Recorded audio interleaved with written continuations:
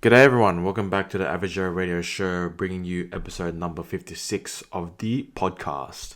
Today's episode I bring to you Olivia Taylor. Just like most of my PT peers, I met Olivia on Instagram. I was a fan of her work and she brought a breath of fresh air onto my newsfeed where a lot of her content was based on coaching women on body positivity and binge eating and improving your relationship with food. Now, in saying that, I am a fan of her coaching style as well because typically a women's coach generally is very, nurturing in a way. And I'm not saying Olivia isn't like that at all, but her approach to coaching women is very straight, like almost like a female version of Commando, but there's still springs of love in there as well. So one thing I liked about her content is that she's quite vocal and tells stories, and she's actually, fun fact, a running inspiration of mine. She started running a little bit before I did, and I was a fan of her just starting this running journey. So, it led me to a point where he's like, maybe one day I'll get her on a podcast.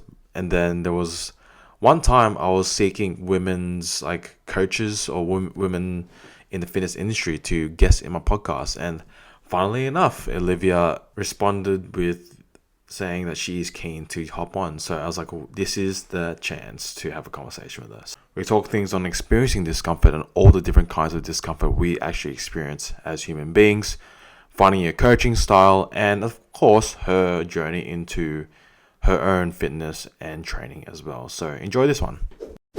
Before we continue with the show, I want to take this time to acknowledge and say thank you for those who have been supporting the podcast over the past 2 years. I believe this podcast wouldn't be where it is today without the support it's been getting, and it's all thanks for you guys sharing the podcast and giving a rating on Spotify or Apple. If you're new to this podcast or a new supporter, what I ask of you is to show support by doing the same, and I would just love to continue serving you guys with different guests and different topics every single week. And it's all thanks to the support and the exposure it's been getting to the people out there that that may need to hear this or just find value in hearing the conversation. So again, I just want to say thank you for the support, and let's grow together. Enjoy the show.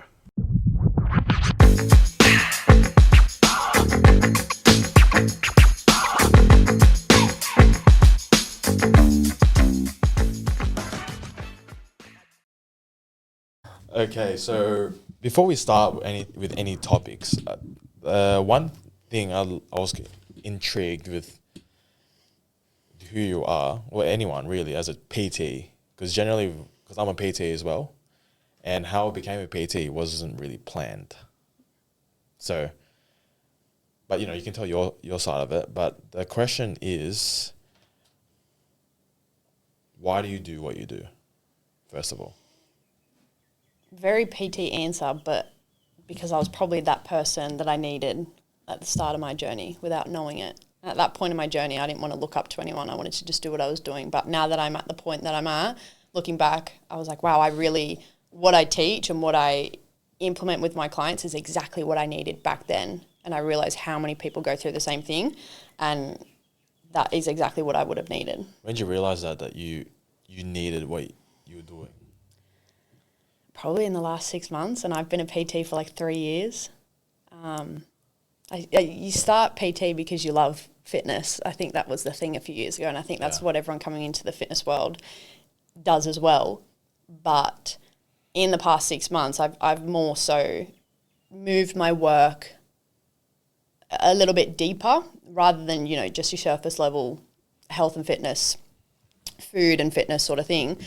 Moved it a little bit deeper and realised, these are real problems that people are facing, a lot deeper than I thought. It's a lot bigger than I thought, opposed to when you first start, you're just helping people with their fitness. You just get strong in the gym, do whatever, and it feels good. But again, that kind of just fell into my lap. I wanted to be a PT. I didn't really know why. I just liked fitness, every coach really.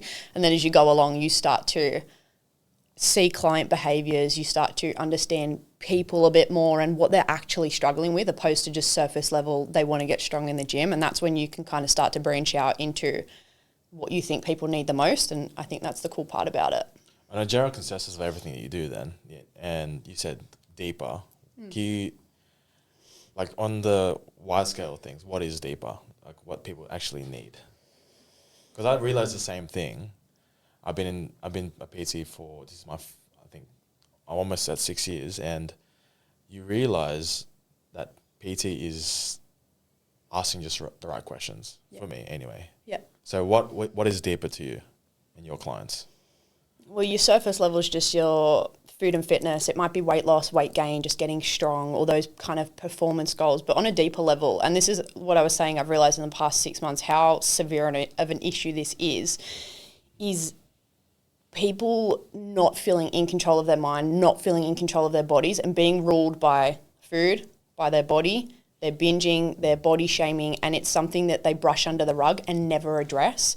And the more that I've talked about it in the past 6 months, the more it's come to life. And I'm realizing, oh my goodness, this is really such a problem that people are shooing to the side and ignoring and just looking at the surface level problems that they have. Maybe they want to lose a little bit of body fat or, you know, have a performance goal or whatever it is. But there are so many deep rooted issues that we just ignore. Yeah, you bring up binging. That was one of the words that I wrote down in preparation for our talk. Can you actually define binging? Because, like, do you think some people are doing it without knowing? Yeah, I think we touched on in your notes, like the relationship that you have with food and what that kind of looks like, or what defines a bad relationship with food. And I think it's just when you experience those really high highs and those really low lows around food, when in like reality you should feel really neutral around food. That is what it feels like to feel calm and controlled around food and have a relaxed food mindset, opposed to having those really high highs where you might feel good for a little bit and then you fall back into your old habits. You find a way to feel bad because that's your preferred discomfort, sitting in that sickness and that fullness and that whatever it is, self-hatred or whatever, that's your preferred discomfort. Okay. Before you continue, actually, I've actually never actually thought about it that way, where the discomfort that you're experiencing is that feeling of, you know, when you said that, I just thought of Christmas lunch and just like, yeah, and then sleep. All right. Yeah. Is that what you mean? Like that feeling? Yeah, but so many people feel that on a day-to-day basis. I know for myself, years on end, every single night, I'd finish the day okay, but I was talking to one of my clients about this actually the other day. Your body gets so used to feeling so sick after your meals because all you ever know is overeating. All you ever know is using food to comfort you. And so when you try and pull back, it's very uncomfortable. When you try and stop yourself before you feel full or respect your body's needs and not overdo it, it just feels so uncomfortable. So for you feeling the discomfort of like that sickness and oh yeah, I've got to start again tomorrow, that's your preferred discomfort over the discomfort of making a different decision and stopping yourself mid-pattern. Oh, wow. Does that make sense? That's great. I've never honestly put it that way, hey, like in terms of There you go. the relationship with food and this, it's a preference at that point of your life. And I guess for someone that is working with you right now, how do you coach your clients today around like getting out of this feeling of discomfort and changing that discomfort? Something that I've really implemented a lot with my clients and works really, really well is, let me just say this before, there's never a problem with like the information we have on the internet, like we were saying, like these surface level changes that we want to make. The information's out there. That's not the problem that people have, even though they think they don't know how to achieve XYZ. It's the implementation. People don't do anything with the information that they have. They don't want to change. They don't like the feeling of changing their bad habits, what they're used to and what not. But the information is out there. Can you just go back over the question? My mind's just gone blank. It's okay. My question was like your coaching around the binging, because this is something we're going to go through today, tomorrow, and years to come, especially with how everything's looking for society, especially like everything's easier to get, like Uber Eats, like things like that. Yeah. And, you know, there'll be times I experience this every single Monday after a Saturday, Sunday comes, like, oh, I feel like shit. I just felt like I just couldn't stop eating. And a lot of that is I generally find myself coaching my clients in a way as like, okay, like this is like this is a thing that you've been experiencing for a while. And the joke I have is like, mind you, you're not fat here anymore. Like I've been training with these guys for a while. You're not fat physically anymore, but you're still fat in here. All right. So, I like that. Yeah. but it's just like acknowledge that, and we just need to work on that. Yeah. So that's how I generally coach them. Yeah. So how do you coach your clients? Yeah, that's what I was getting at. So it's the implementation that people have the trouble with, and something that's really important is like people don't listen. Like if I tell you, you know, you're in control of your mind, you can make good decisions, like no one's fucking listening. They are not listening to what you actually say. I think something that really works with clients is not me showing them either, not me leading by example is important, but not me just doing that. Also taking it that step further and going, you need to show yourself because you're not listening to what you see online. You're not digesting any of the information. You're not doing anything. You need to actually show yourself in order for any change to happen. You need to show yourself. And that's what I do with my clients, whether it is like helping them break patterns midway or just challenging them and constantly breaking down the barriers that they have and getting them so uncomfortable so they can show themselves. Because it's one thing for me to tell them, you can do this, you're in control of yourself around food, you're blah, blah, blah. It's another thing for them to actually believe it because they're going to believe what I tell them for about 10 seconds and then walk away and feel exactly how they did before unless they show themselves. Yeah. I guess the way you approach like communication then is, have you sort of played with like commando versus like more nurturing mother-like? Yeah. Like how do you I think you find your style as a coach as you go along and experience different people. And everyone's different. Like you're going to change a little bit depending on the client. Some I'm a little nicer to, some need a bit more cutthroat. But I have been through that nurturing style with clients and it doesn't work. It doesn't work because it makes you feel good. But like I said, they're going to walk away with the same problems, not actually changing anything. A lot of the time it's about personal responsibility. They need to take responsibility for where they play a role in choosing the same actions, falling into the same habits over and over again and not doing anything about it. So, yeah. When you actually bring that up, like the nurture versus commander style, what I've noticed for my part, my craft is, do you know much about like feminine and masculine energy around your work? A little bit, but I'm not going to pretend I'm an expert. Yeah. Like, I'm not an expert either, but I guess what I've acknowledged over the past, year and a bit is that our industry is very masculine. I guess like you think of fitness, you think of, you know, I don't know if you ever watched Biggest Loser back in the day. Yeah. Like there was like, you just think commando. Like this guy was the mic, cross arms, black singlet sort of thing. And then it's like, go do what I say. Mm-hmm. Right. And now what I've noticed is like, that is what fitness is for. But then with the rise of female coaches out there, do you think that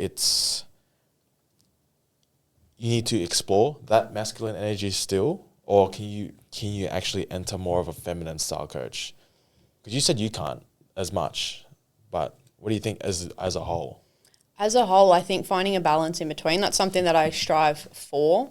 So I'm not just yelling at my clients. I'm not just saying, get on the floor, do some fucking burpees. But I'm also not doing the opposite. And I think the opposite is very counterintuitive. I think when and it's not necessarily, I'm not talking like feminine, masculine, but more so being really compassionate and overly whatever to your clients is not actually doing them any favors. Because if that's what they want, like I think it's a really hard pill to swallow as a coach, but I'm not here to be liked. I love when my clients, like I'm friends with my clients. I love my clients. We have the best relationships, but I'm also not there to be liked by them. I'm there to coach them and I'm there to show them the parts of themselves that I want to look at and they keep ignoring. And that's the thing that they keep coming back to and suppressing. That's what I'm there for. So initially there might be some, you know, feathers ruffled, but that's a good thing long term because if I constantly tell them what they want to hear, where do they grow? I like what you said there. The not here to be liked. Yeah. I feel like that does require a bit of experience because at the start, when you just imagine yourself being a PT for the first time, you just got a job at a gym. It's like, all right, just be nice to everybody. You want everyone and anyone will be your client. So how do you have this mentality now? And actually pretty good because 3 years into it too. So that's pretty good in my opinion. But where'd you build this mentality as a coach? I think through like just learning experiences, courses I've done, things like that. But it's more so the experience. Everything comes down to experience. And I think I think if you're actually able to be honest with yourself as a coach and go, are my clients making the progress that I want them to, or am I brushing everything they're doing under the rug? Because I don't have to coach my clients how I would coach myself. Definitely don't. But the standard that I hold myself to, and then the way that my clients hold themselves, it seems like there's a really low standard. And I'm just like, yeah, it's okay. Like when they're constantly not making progress or shooting themselves in the foot, am I going to ignore that because I want to be liked by them? Or am I going to go, you don't want to hear this, but you need to hear this? And that's something that kind of you establish over time. I think more so this year I've stepped into that, going, I want the fucking results for my clients and I need to stop being liked by them. They're going to like me more if I get them better results. That's true. And they make way more growth than just that surface level. Yeah. I think the trainers of that coming onto our industry now need to hear this. I think it's like this learning how to communicate as a coach is so important. And you definitely didn't learn that in doing your certs. You don't. No. So I feel like now it's, I guess, like I said, that's what coaching is for me now, is a lot of it. Like, yeah, you have all this knowledge that you learn from, like, protein synthesis and, how to use your lats and blah, blah, blah. Like, honestly, it gets to a point where it's like, all right, this does, like, information you give to your clients about that is in through one ear, out to the other. Yep. And the way you started coaching, I actually read into it, you a little bit. Obviously, I stalk everyone on Instagram. Lovely. Your journey started at 17 years old. And, I was looking through your videos. You were filming yourself when you were 17. And it's like, okay, were you confident back then? No. Would you actually define yourself confident now? Yeah.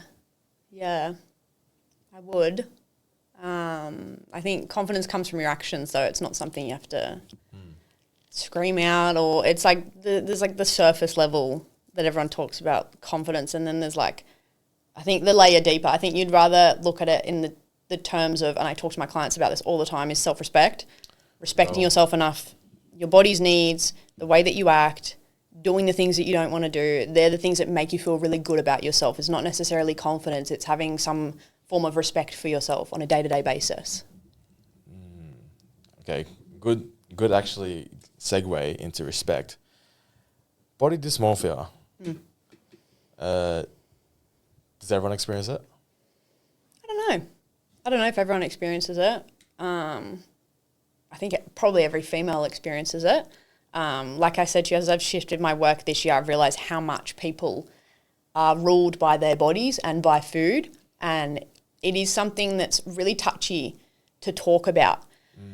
And I think that's the problem because, my years of being a coach, it was like, oh, don't talk about that. Like, honestly, using some kind of words, like even saying the word fat or saying the word whatever. Do you know what I mean, though? Like, you're very touchy and like walking on eggshells almost because you don't want to offend anyone and whatnot. But, like, the more direct you are, the more people are able to progress. The walking on eggshells thing, it's like, don't talk about your body. Don't talk about the food that you eat. If you overeat, not a big deal. Just ignore it. It's like constantly ignoring the signs that our body is giving us that we're not feeling good, that we're not treating ourselves right, and that, like, we need to stop doing that. Yeah, okay. I want to dig a little deeper because what I'm starting to paint a picture of is generally your style, not only as a coach, but the way you communicate with. I mean, are you like this outside of work? It's quite direct? I wasn't always, but I have been working on it, yeah. So you weren't always direct? No, I've always been a beat around the bush kind of person. Like, I wanted to be liked by everyone. And I feel like your experiences as, like, child, teenager are going to dictate how you show up and the way that you're either direct or you want people to like you. And that's something I chased for a very long time. And then, again, being a coach does so much for you. Being a coach keeps you so accountable in so many different areas of your life. And I'm very grateful for that. And that's one thing that's come out of it, learning to be direct, or you're not going to see the results that you want to or have the conversations and the communication that you want to. Did you find a shift happen how old are you now? 23. So did you find a shift between, like, now and, like, I'm assuming you did from 17, but what was it? What was that sort of turn that you saw? I was like, oh, I need to turn the way I talk or the way I perceive communication, I guess. Yeah. I think becoming a coach, or not even, when you get into fitness, you start turning your focus inwards. And that's one part of it, I guess, when you're starting to prioritize yourself and your body and how you feel opposed to what other people think. And then that's one layer, and then you become a coach, and then you learn from being a coach, and then you grow as a person as your business grows, as your clients also grow with you and come up with you. Yeah. What about like upbringing? So you said you weren't always confident. No. So were you always like nurtured when you were younger? No, I think more so in the sense of like having terrible friendships and then needing to be liked. So you had that before? Yeah. And I think that really plays a part in how you show up. Yeah. Because then coming out of different friendships or just coming into my adult life, I was like, I really want to be liked by everyone. Or, you know, I haven't had those really solid connections with people before, and that's something that I lack. So how can I gain that now? And then it got to a point where I was like, I literally cannot keep chasing this from people that won't reciprocate it. I have certain standards in my life, the right people will come into it.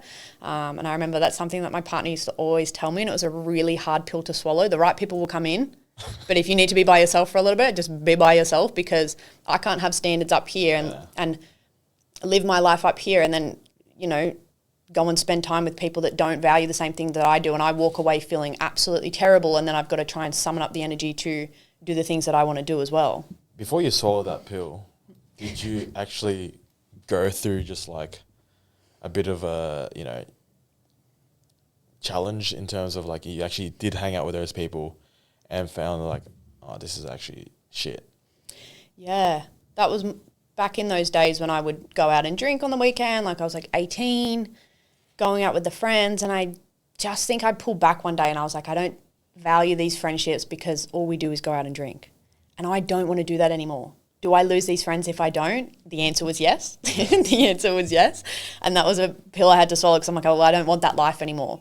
And when I became a coach, I stopped going out. I took better care of myself, like doubled down on the way that I showed up for myself. And in turn, you have to leave those people behind. You have to leave that part of yourself behind as well. And that's just what happened. Yeah, I remember going through something similar where I actually stopped getting invited to a lot of social events because I put my new lifestyle in front of me like first, and that lifestyle included, you know, being just drowned. I was actually, drowned isn't the right word. It's just like I found myself in a good spot in terms of like, I'm actually really liking what I'm doing here, like waking up early to train clients, and just like, all right, well, there is going to be a compromise. Like I can't go out the night before and just get plastered and then go have a 6 a.m. client the next day. That realization when you're like, oh, I got to stop drinking. Yeah. My 5 a.m. client is going to suffer. They're going to see the worst of me. So, you know, I'll say no to a bunch of things, and then all of a sudden I'm not invited anymore. I was like, okay. And I went through this phase of my life and was like, did I do something wrong? You know, and I guess same thing with my partner. My partner was saying like these people are going to come and go in your life. Like people will come and go. So these people are at that phase where they're going now. But, you know, I also thought to myself, like, what if I don't find any friends? Yeah. I went through a really long period without any. And it was like a really hard pill to swallow. My partner kept reminding me, it was like, keep doing what you're doing. The right people will come along. And then it literally wasn't until I started at the gym that I'm at now, like a year and a half ago, that I met the friends that I have now. And I was like, this is right. This is right. We value the same things. The conversations are amazing, and the way we communicate is amazing, and it doesn't feel like high school anymore, even though we're so many years past that. It feels really nice. It feels really refreshing, and that was a nice reminder for me, like you waited all this time and you got what you got what you waited for. Yeah. What's that feeling then? Like, I guess it's just a nice feeling. Yeah, I'm just proud of the friendships that I have. Yeah, because I think I think everyone goes through this, PT or not, you know.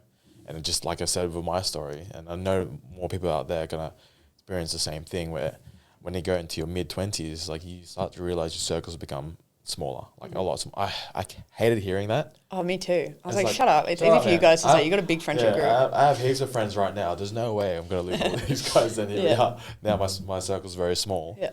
But what I've noticed as well is you're starting like a group of like run. Is it like a run club? Run club, yeah. Yeah. Is it yours? Yeah. We've been doing that for a little while. Actually, before I get into the running part of thing, I do have a confession. So, as you know, I've been running for the past 10, 11 months now. You did a marathon? Yeah, I did the marathon and everything. But when I noticed you posting your running content, I was like, man, how the hell does she do it? Yeah. That would have been when I started that long ago, or just a little bit over that. Yeah, then when you were like filming yourself run, I was like, yeah, This bitch. I would not fucking do that. Here I am now, fucking put my iPhone on 0.5 to film myself. It's like, here I am now doing the same thing. And it's just like, that's why it's just crazy how like, I guess now you're starting a run club. Yeah. So why'd you do that in the first place? I actually started the run club at the start of this year when I first moved to Sydney, because a lot of people, just like myself, were like, I'm not a runner, can't run, don't want to run. And it's one thing to, again, give people a program. They're not going to do it. So at the start of the year, they're not going to do it. At the start of the year, what I did, I don't know if you saw, I did a 0 to 5K run club. It was over 8 weeks. Wow. And I did it twice a week, completely free with the girls. I took a big group of girls through literally getting them to 5K, starting with some intervals and then working them up to 5K. And like, by the end, everyone's like, shit, I can run. Like, that was really good. And I feel really great that I got to do it with other people, and that held me accountable, and I got to show myself. So again, doing it by yourself when you're new is the worst part. The worst part, because you don't think you can do it, and no one's telling you to keep going when you stop. Yeah. So that was really good. And then we stopped for a little bit, and now I've just come back, and we just do a chill 5K every week. Yeah. Do you have any running goals? Marathon on the cards next year. Oh, yeah? For sure. Yeah. When I saw you do it, I was like, fuck. I still haven't done it. I need to do it. Yeah, it's actually one of the most rewarding things mentally. Physically, far out, it's so painful. Yeah. But I love it. I already have plans for next year. Like, all right, I want to do Gold Coast. I want to do this. Like, Really? More marathons? yeah. Dang. People are like, would you do it again? Like, there's no way you do it again. It's like, yeah, I would. Wow. I think I'm going to be one and done. Yeah. In terms of a lifestyle, I'm curious to hear what your definition of a balanced lifestyle is. I don't know how to define it. I just know that a lot of the things I see on social media about a balanced lifestyle, I don't agree with. Yeah. I think, like I said before, around food, you don't want to experience the highs and lows. Same with your body image. You should feel really neutral around everything, and you should feel really calm, and you shouldn't be coming home having so many emotions around the food that you ate or the way that you did XYZ, whatever it is. So I think the thing is, with a balanced lifestyle, not a lot of people have much tolerance to discomfort. And when you don't, when you cannot tolerate discomfort, you don't actually know what your body needs. So if and this is a big thing with the clients that I work with when they come to me, they don't know how to say no to themselves. They don't know how to set any boundaries or have literally any discipline with themselves. So when, someone's saying, just listen to your body, their body is screaming things at them, and they're just listening to the thoughts that they want to listen to. Does that make sense? Like they're listening to, okay, cool, I'm going to have a rest day. No, your body's a little bit tired, but you need to push through. Like it's constantly giving into discomfort, because that's all you know. Like the hardest thing for a lot of people is just getting out of bed in the morning, whereas you want to raise that discomfort level. And if you do, you actually know when your body needs rest. You actually know when you need to pull back and the opposite of balance and whatever. But it's a lot less than people think. Yeah, far out. Yeah.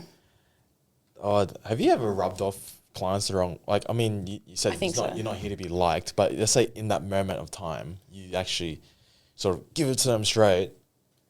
Do you just know, it's like, oh, I shouldn't have said that, but I've had moments like that over the years, like being a coach. I'm like, shit, they are going to go home and cry. They're going to go home and not sign up. But my actual clients, they respect the opinions I give them. I think they know the way that I am now. It's something that I've really stepped into this year, just being more direct and just being like, this is how it is. Like, this is the reason you're where you are, and these are the things we need to do for you to grow. And it's literally as fucking simple as that. Take it or leave it, because just beating around the bush is what I did for years, and I wasted so much time being stuck where I was. And I see it with clients, and I see it with people who aren't clients. It's a time waster, and it feels shit, and you don't make any progress with your physique, with your lifestyle, anything. Whereas if you're literally just super honest with yourself and you take responsibility for where you play a role in, I'm not doing this well, I am sabotaging myself, blah, blah, blah, you grow so much quicker. Can you define someone that's lying to themselves, but they actually don't know it? Like they just keep telling themselves that, yeah, I'm trying my hardest here. Define it. Like, when clients say, oh, I'm actually really trying hard. But even though deep down inside, as a coach, like, no, you're not. In those moments with clients, I hate just being like, okay, I trust you. Because a lot of the time, you know it yourself. Like when you've had a client, especially for an extended period of time, you know exactly what they're thinking, what they're doing, the patterns that they have and the way that they act. And sometimes it's just about backtracking from what they're saying. Like, yeah, I'm trying really hard. We'll backtrack whatever it is that's getting in their way. They're like, oh, but this keeps coming up, or I'm running out of time, and we just backtrack from there. Are you really running out of time, or are you just fucking procrastinating every day? And we'll start to backtrack and go, well, you could do this a little bit better. You need to take responsibility for this, or you're doing this really well. Keep doing it. And then this is the thing that you're not doing well. Let's work on that instead of ignoring it and going, we'll try again tomorrow. Like really dissecting your behaviors, what's working well and what's not, and just working from there. Yeah. It's something that people do not pay enough attention to.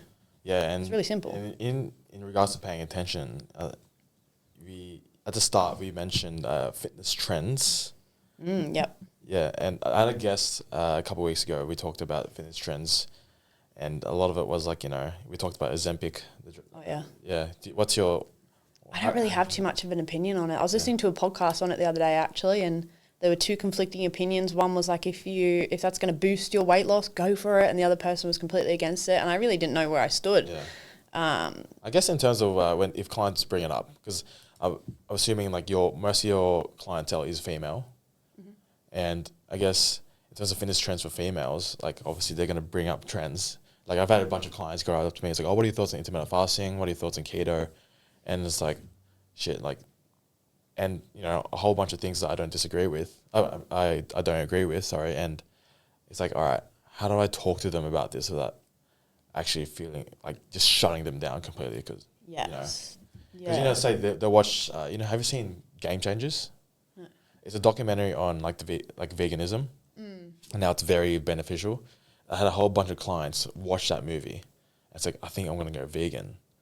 And I was like, how do I tell them? No! Yeah. And it's like, have you had to do anything similar to that or anything like that? Trends? Yeah. Like when you were talking about veganism, vegetarian, I have some clients like that, but I'm like, I'm not going to, I have my opinion, you have yours. I'm going to work with what you're giving me. I'll also eat a steak every night, and I'll post it on my story. I'm sorry if you have to look at it, but I'll just work with what you give me. We can work around it. It's not like I have to put my beliefs onto you. Yeah. Yeah, you can get. Do you ever feel like that sometimes you do have to? I see you as a coach with a lot of integrity now. I've seen that. Now, have you ever had to drop the integrity sometimes, but just for a client to get a certain result? It's like, Olivia, I am not losing. Nothing's happening. I'm going to go on a under 1,000 calorie diet. I'm like, pull your fucking head in. Don't do that.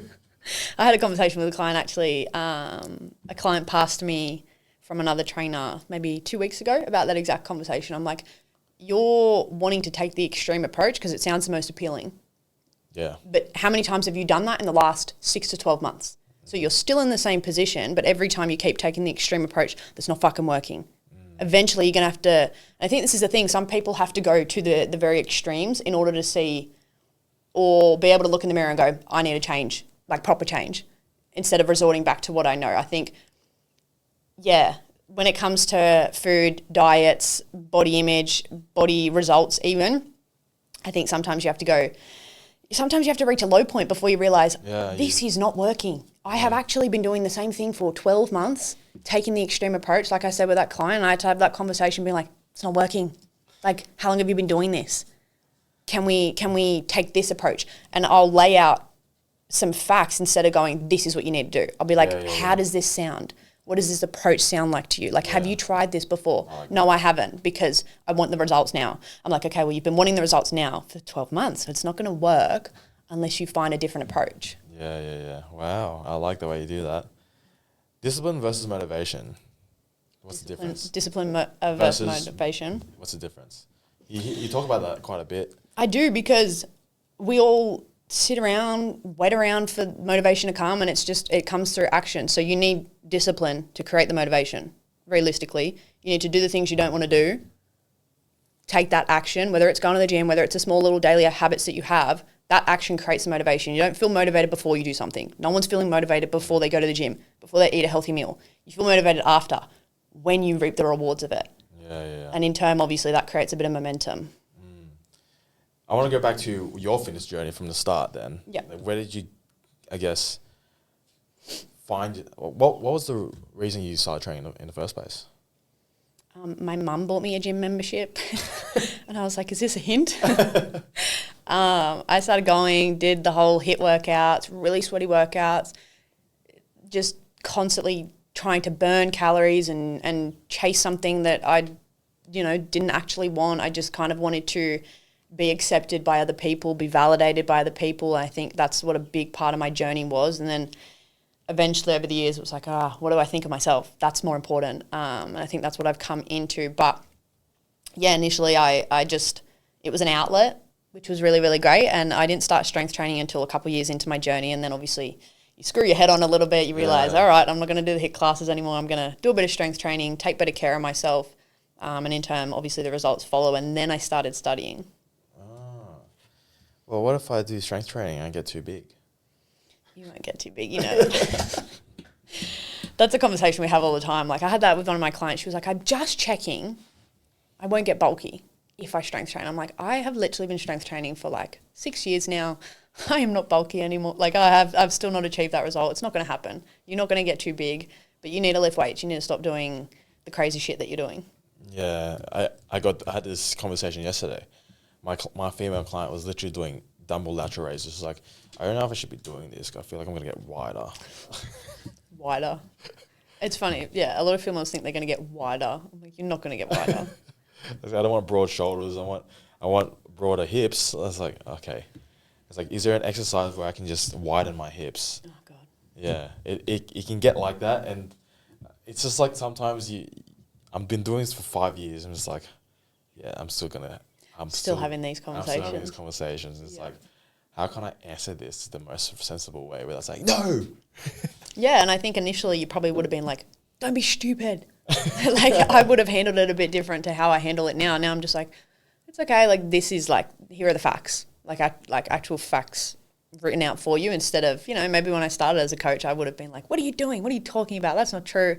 So being able to handle the conversations a little bit better, but that's something you learn as you, I think it's how you gain mature, experience, right? is it? Mature as a coach. Yeah. I remember at the start, I would be very like, stop thinking that. Yeah, I would too. I'm like, sweet, like screw your fucking head on right. And now I'm just like, I can look at it logically and respect that I was there. I was literally there. That's what I thought. I thought if I lifted weights, I'd get bulky. And so I went 3 years without doing it in the gym until I realized, I'm not going to get bulky. So I think when you first start as a coach, it's hard to have sympathy for other people. It's hard to see that they are probably in a position that you once were, but because you're in a higher position now, you're progressed past that. You have to remember that they're still where you once were. They're not up to where you are, if that makes sense. Yeah. I feel like this is one thing I do struggle with is like, say, coaching clients that have kids. Do you do the same approach or are you a bit nurturing? Because like, I'll always hear like, like pregnant clients, is that what you said? Oh, no, they have kids already. Oh, they have kids already, yeah. They have kids already. So it's like, so how come you didn't do this thing? Like say, how come you didn't get your session in? Kids, this and that. And it's like, because for me, I don't have any. So it's hard to be like, find the time. Yeah, so the sympathy is like that. Yep. Like, it's hard to sympathize with that because I don't have kids myself. Do you have experience with that? How would you? Yeah, like I have a bunch of clients that are mums and they're literally superheroes. Like the number one thing mums say is like, I can't lift that, I can't do that. I'm like, you literally lift your kid around all day, every day. You are so capable of doing that. I think it's really empowering for a mum to lift weights and take care of herself. And I think maybe as a coach, you just have to explain it to them in a different way. Like you're looking after yourself for your kids. You're going to have more energy to show up for your kids. If you're feeling really sluggish every day and you're really struggling to keep up with your kids, how can we work on that instead of going, I don't have time for yourself? So the approach is just different really. And maybe you're not dissecting their excuses as deeply, because I can't relate. I don't have kids, but I can still find a way for you to manage whatever habits you're trying to implement and help you in any way that I can. Yeah, that's true. And speaking along this topic, the menstrual cycle. See, I myself, I'm still trying to learn how to coach females around this. Like, if you can educate somebody, like a male that's a PT or even a boyfriend that doesn't know anything about the menstrual cycle. I believe how many phases? There's 4. Do you know much about like? I'm not going to pretend like I'm an expert, and I know a lot of women have like endo, PCOS, that sort of stuff. But I think one thing for like, I want to say like your average female, that sounds terrible, but like your average female, like normal cycle, like maybe a little bit painful, but whatever. I think, again, everything we see online, we take so literally. And I think one thing that was maybe over the past few years was pushed out, is training around your cycle. And changing your training based on what phase you're in. Yeah. So like this week you need to do yoga, and then next week you do Pilates, and then the week after you do your high intensity stuff. I'm like, what the fuck is that? Like, genuinely, I can lift on my period and I'm fine. And my clients are. And there's evidence that it's actually fine. You don't need to change anything. That's, again, where it comes to, if you have a very low tolerance to discomfort, you're always going to give in. You're always going to go, oh, well, my body needs rest.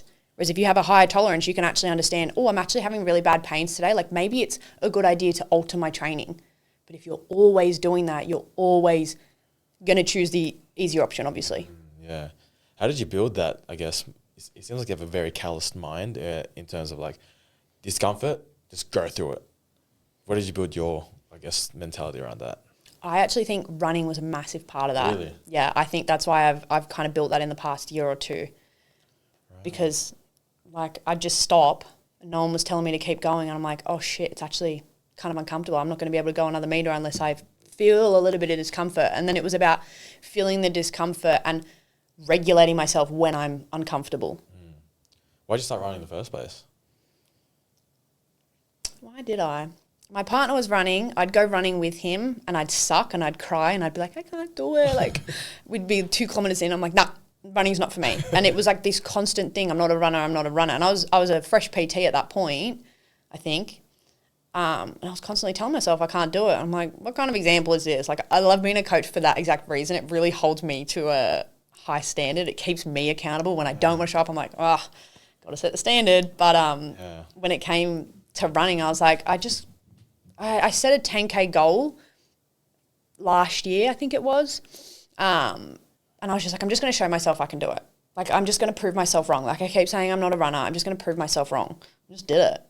And I was like, okay, this is uncomfortable, but like if I can get used to the uncomfortable and like almost regulate myself in it, or everyone says get comfortable in the uncomfortable, but it's true. Like regulate yourself when you're in that state, you're going to be able to grow. And I think running was a big part of that. And then as I went further and further with my running, longer distance, faster pace, it was showing me more and more how capable I am when I'm so uncomfortable. And so then, you know, how you do one thing is how you do everything. If you do that in the gym, if you do that with your training, it's going to kind of bleed into other areas of your life, that mindset that you have. And that's what started to happen. Yeah, well, before the running then, what was the discomfort for you? Like, you just wanted to just avoid that? Because you see, from what I'm gathering at the moment, you're almost like Superwoman. You know, I am. Yeah. It's like, let's say girls will be listening to this, it's like, yeah, but she's just so switched on. You know, she just seems to be so switched, the way you speak and everything. Like, I guess, did you ever go through a binging part of your life? Yeah, 100%. Yeah. I think that's the thing. Like, people can look at someone else and go, oh, she's just blah, blah, blah, XYZ. I did that too. I used to look up to women and be like, well, I can't have a body I feel confident in because I'm just not that type of person. I can't run. I'm not a runner. She can run. She's better than me. Like, constantly pointing the finger at someone else instead of pointing it at myself and going, well, maybe I can. Maybe I am just not willing to take responsibility or get uncomfortable or change parts of myself. And that's the biggest part. And that's something that kept me stuck in that binge, body shame, all of that sort of stuff cycle for a very long time. I just wasn't willing to change. I was like, well, I probably know that I should be changing, but I don't want to. Like, it's familiar to be uncomfortable. I love being a victim. I love sitting in like that victim mindset and just, you know, fucking the world's against me. It's easier that way instead of being at the bottom of the barrel and actually having to work my way up with my goals. Oh, so what is like the big goal for you? I know it's a very broad question, I guess. It is. I guess in terms of, let's stay with your craft, because I can see that you are growing. What is the goal? I don't know. And that is a question that scared me for so long. I don't know. But at the moment, I feel really good in when I'm teaching my clients. I feel really good building and growing, and it feels so much better than when I started, and that's the main thing. And I have such a beautiful community with my clients, and honestly, like there are maybe long-term goals with my business, but I couldn't really pinpoint them at the moment. I just love what I'm doing at the moment, and I don't, as much as I plan ahead for the future, I also like where I'm at right now. Like I really like where I'm at right now with all the different aspects of my life, and I just want to focus on that and keep grinding out what I'm doing. What I've noticed, I don't know how long I've been following you for, but do you think for the past just 12 months, there's been a big shift in the way the way you hold yourself? Even, let's just on Instagram, I guess. Like, do you see that difference? Yeah. Because I definitely see it. Yeah. In terms of the way you communicate on, like, say, stories, on reels, like, it's definitely changed. In terms of I guess, do you ever experience the imposter syndrome, like when you were doing like content and everything? Yeah. I think initially it was like imposter syndrome because I wasn't integral. Oh. You know, I was like, I don't feel good enough, or like I don't feel like anyone's going to listen to me, or blah, blah, blah. But like I didn't believe in myself either, so it was no wonder. Or, you know, my message wasn't, I felt wishy-washy with what I was telling people, or I was beating around the bush in what I actually wanted to say. And when I started not doing that and just being really direct and going, this is how I feel, like this is what I'm so sick of seeing in the industry or sick of seeing people struggle with, I was just really open and honest about that. I reaped the rewards of that. I was like, oh, this is probably what I needed to do for a very long time. Yeah. What's funny is that for a long time when I was posting content, I was afraid that I was going to piss off other coaches. Yeah. And it's like, oh, I'm going to look so stupid here. Even being on the fence with some opinions, I felt like it just didn't really serve me in trying to get clients through social media. It's like, so which side are you on? I just realized like I was posting for a bit and I was very on the fence rather than just go one side or the other. And ever since I went on towards one side of the fence, people were actually engaging with my content more. I was like, all right. And I guess it's more so, it does pass on over to like your confidence as well, rather than just like, yeah, so this is how you, this is how you get progress in the gym. Progressive overload. No shit. Boring. I just realized like, I need to stop doing that. And I guess if you have any advice for anyone that's new to the industry, then PT wise, what's the first thing you would tell them about, you know, when you start an Instagram account? I think in terms of content, if you're bored of watching it, if you wouldn't watch it, don't post it. Yeah. I used to do the same. Like, it's what you do as a fresh PT. You're like, here's how to do a bent over row. And like, here's your form, here's this.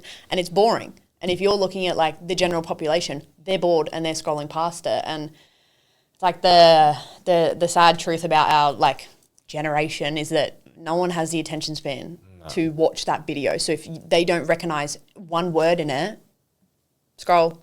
I scroll past coaches posting that and I understand what they're saying. So I couldn't imagine the general population just going, I don't understand that. And like I said before, there isn't a lack of information out there. It's the way that people implement it. So if you're a new coach, how can you kind of help people with that department? Because everyone knows how to lose weight. Everyone knows. They just don't do it. They're not willing to change. Like, how can you inspire them and steer them in a direction of that change? Far out, man. You should do a mentoring coach, mentoring course. Have you had, you've done mentoring before? You've been mentored before? Been mentored before, yeah. Yes. I guess, have you done, I'm trying to figure out how to ask this, like, was there a point in your career where you were just soaking up too much? Oh, yeah. You mean information, advice from other people? I found myself just like It's really easy to do so. I found myself like going from one course to another, Yeah, it's like you don't implement anything. and I don't implement anything. Yeah. Did you find yourself done that before? Yeah.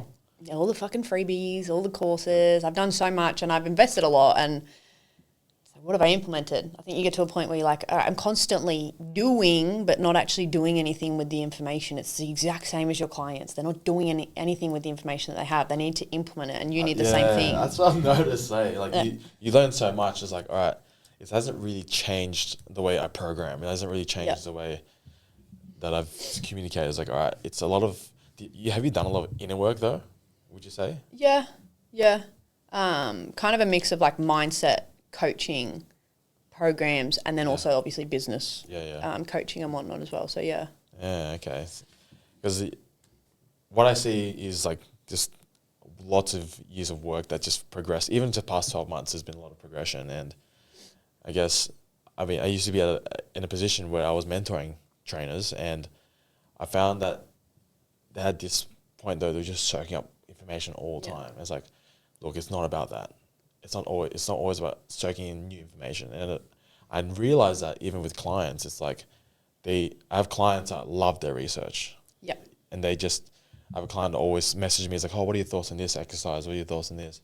Hey, I figure that if I eat this much protein, it'll be better for muscle growth. And it's just like, okay, this is like, I don't want to keep changing the approach, Yeah. But I would say there's been so much that I've seen since I've followed you, which I give kudos to you for. It's getting to this point now. Nice. Yeah. I'm excited. So, because it's your first time, you can draw a card. My first time. You can draw a card for me first. Oh, okay. Yeah. But not from the front. Not from the front. From the back. Try aim for the back.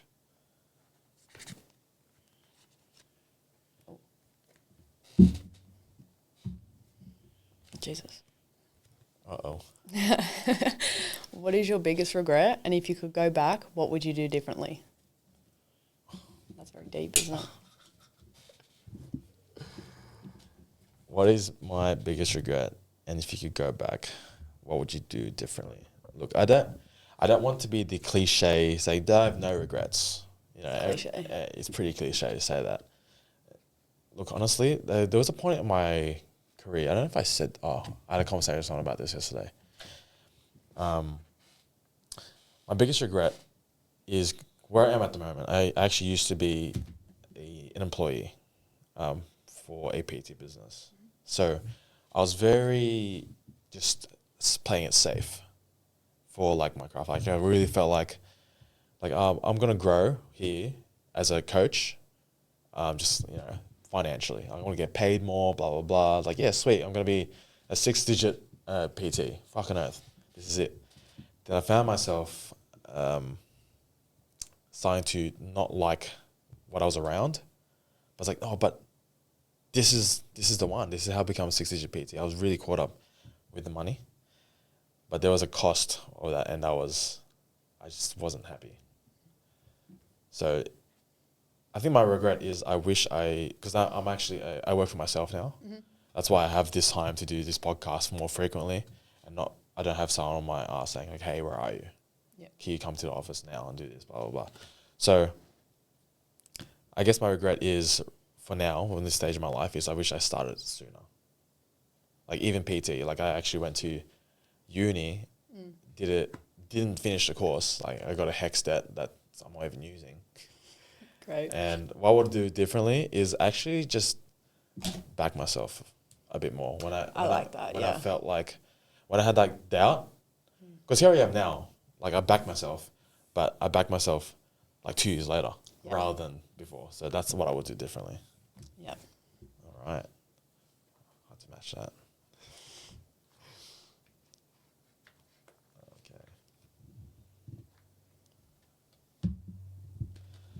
What's a common misconception people have about you, and how does it make you feel?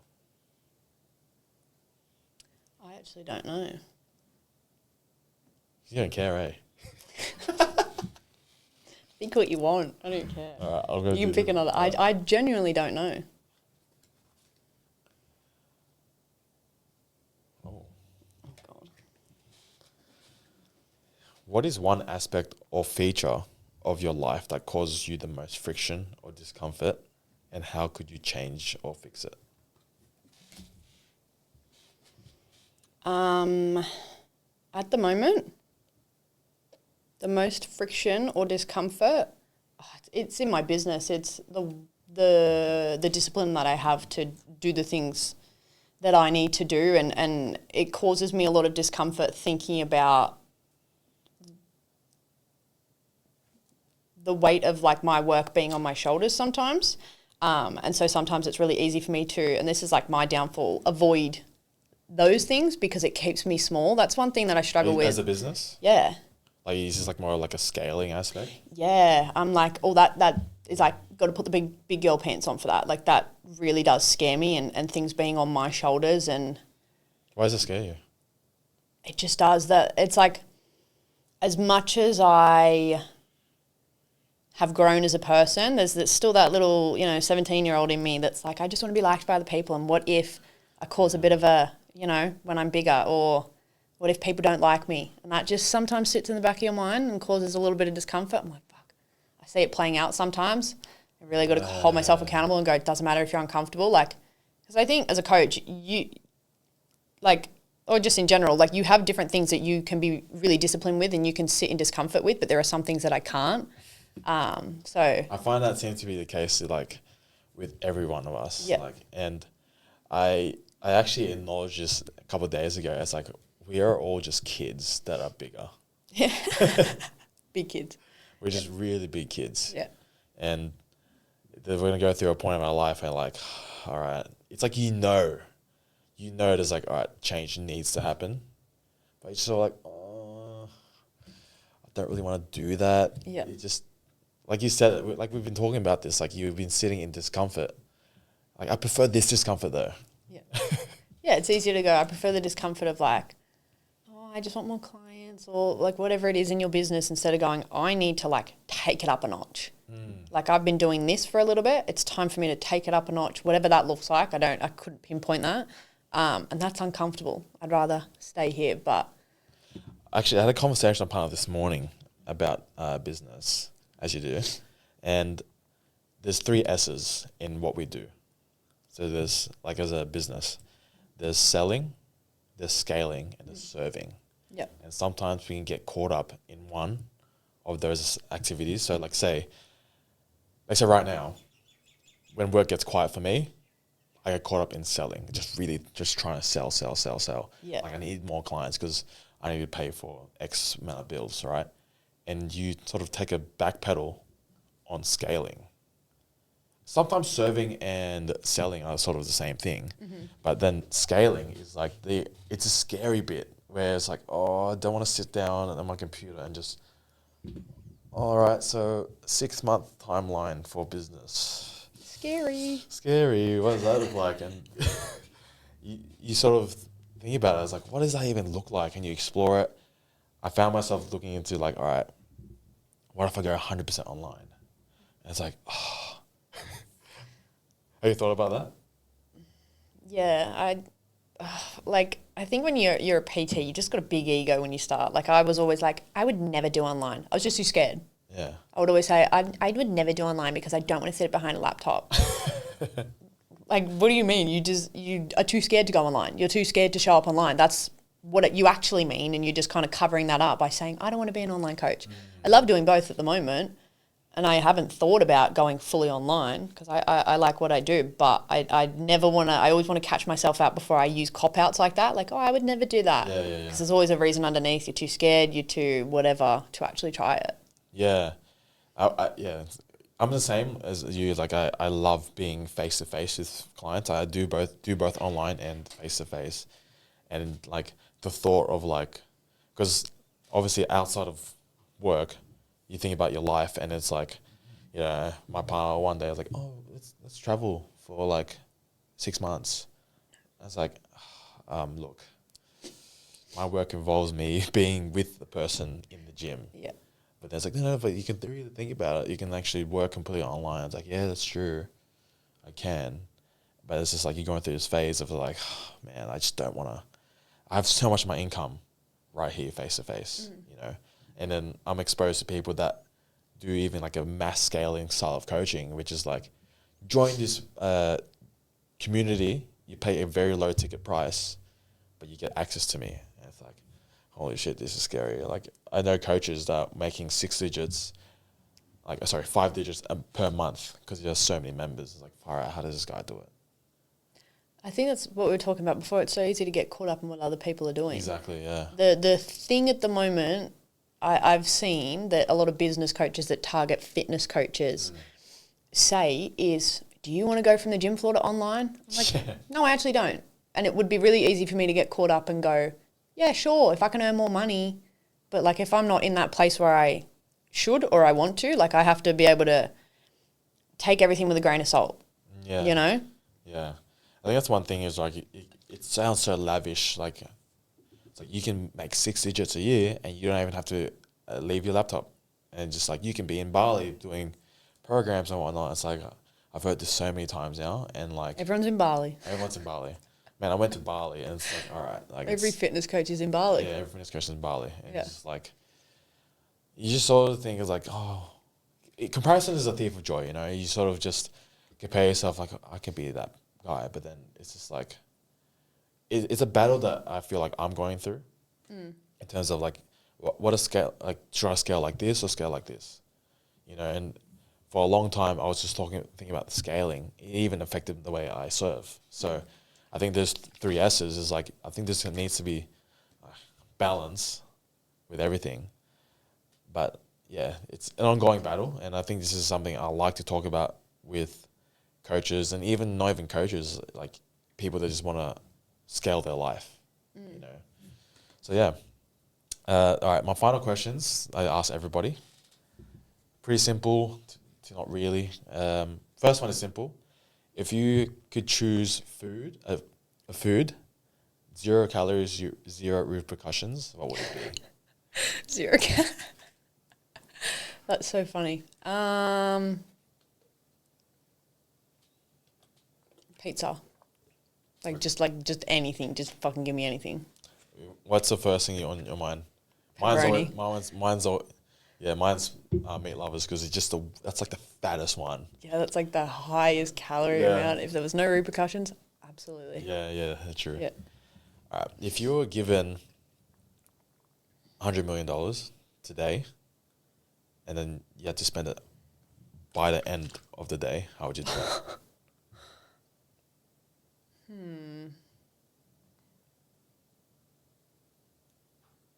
That's a lot of money. Like, that is so much fucking money.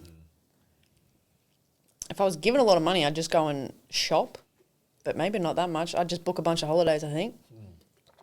You travel much? I haven't travelled in a little bit.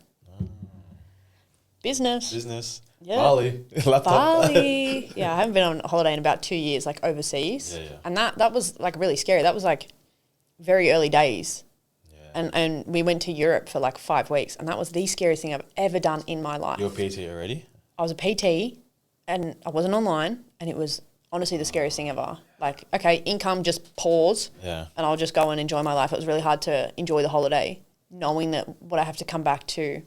Like, it's so scary. Yeah. Yeah, that was hard because that was very early days. Would you rather die right now or live forever? Live forever. Okay. Die right now. Drop dead right here. It's terrible. I'm doing all right. I think I'll live forever. Yeah. Okay. All right. If you were to have dinner with one person alive and one person dead, who would it be? I don't know about dead. I can't think of anyone dead that I know closely or respect enough to have a dinner with. Alive? There's not many people I looked up to. There's not too many people that I really idolise. Could be anyone. Could be anyone. Emma Chamberlain. Oh. Emma Chamberlain. Who's that? She's like a YouTuber. Oh, I just fucking love her. I think I know who that is. She podcasts Yeah. Oh, yes. I know. I love her. Yeah. All right, Olivia. Anything you wanna? Any shout outs? Anything you wanna plug? My Instagram, Yeah. Where can people find you? oliviataylor.coaching. And final words. That is it. Thank you for having me. Thank you. Well done, man. Oh, Nice hour. is that an hour?